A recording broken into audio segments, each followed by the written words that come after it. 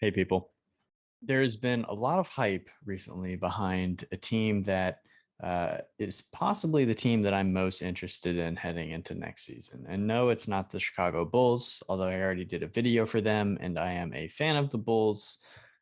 Whenever I think, which team has the most compelling, intriguing storylines heading into this season, which team could catch people off guard the most, which team who people have rated at a certain place have the potential to rise above that expectation the most exponentially in the NBA.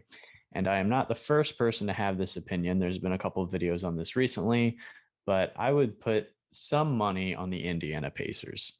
Now, the reason for that is because the Pacers are a team that a lot of people sleep on in general, starting with, of course, the fact that they are in Indiana. So, not a lot of people talk about the Pacers. Not a lot of people are interested in the Pacers.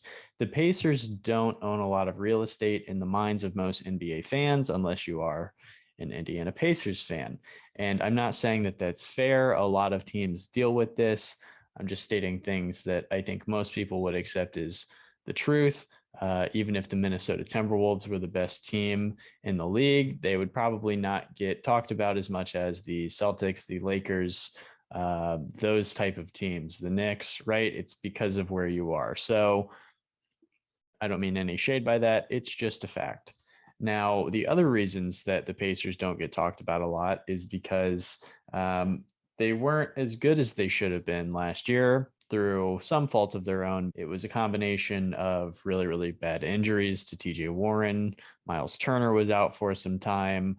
Even Goga Badatsi, their backup center, was out for some time as well. But it was also because the Pacers front office made what ended up being a terrible decision to hire Nate Bjorkgren, who was a first year head coach for them and was fired immediately once the season was over because, as it was well documented, everyone who played for the Pacers, not everyone, but almost everyone who played for the Pacers hated him. Nobody liked Nate as the head coach of the team. It seemed like he really lost the locker room. There was even stories at the beginning when they first hired Nate that TJ Warren requested a trade because they hired Nate because they hated each other and had animosity from Phoenix. But I think TJ kind of came out to say, well, that's not totally true. That's a false narrative. I'm just saying there was a lot of smoke from the beginning, and that smoke ended up being a fire. So, pun intended, because they actually fired Nate. Who did they bring in to replace him? Just somebody that a few people may have heard of before, Rick Carlisle, who is known as one of the best coaches in the NBA, if not one of the best, also one of the most heralded. I don't think if you're making a coaching list of most esteemed, well-renowned coaches in the NBA, I don't know how far you get before you mention Rick Carlisle's name. He is out in Dallas and immediately came to Indiana, which is not his first visit to Indiana. Interesting to see Rick come back. But those two things alone, you're already looking at a team with a more stable foundation. Now, can we dodge injuries? That's a question, but that's an unknown with every team. So we'll just skip over that portion of it. But then, I mean, you look at this roster. I mean, a lot of really good players play for the Indiana Pacers. I mean, Domantas Sabonis starting up top, he's probably the first name a lot of people mention. Uh, All-star last season, super well-rounded player, one of the most improved players season over season. His offensive game is really something palpable that a lot of teams have to game plan around Domantas Sabonis. And then you talk about TJ Warren, who was out last season, but who was an outstanding player in the bubble the season before. You have Malcolm Brogdon as your point guard. We haven't even talked about Karis LeVert, who I absolutely adored when he was in Brooklyn, and I'm a huge fan of still, who has come back from injury and looks like he's still the player that he was before the injury. We haven't mentioned Miles Turner yet as part of this rotation, even though we did mention him being injured. He's been in trade rumors, I think, since before he was drafted, but he continues to play for the Indiana Pacers. And then you have a bunch of bench guys who are at least worth a mention. TJ McConnell, really good point guard off the bench. Aaron Holiday, Goga Batazzi, who was injured. He's kind of an interesting player. And then they go and supplement this team that could be pretty potent going into the postseason. They go ahead and supplement that team by drafting an NBA ready player, which means that you're old. They draft Chris Duarte out of Oregon, who looks really, really good. He looks really polished when he was in school. He looked good in the summer league.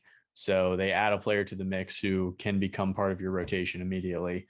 Just realizing I left out Jeremy Lamb if anybody is interested in Jeremy Lamb as well. So it's a good team that now has a good coach and without injuries should have a good season. I mean, the season that they were in the bubble, they finished fourth in the East. They had a pretty positive record.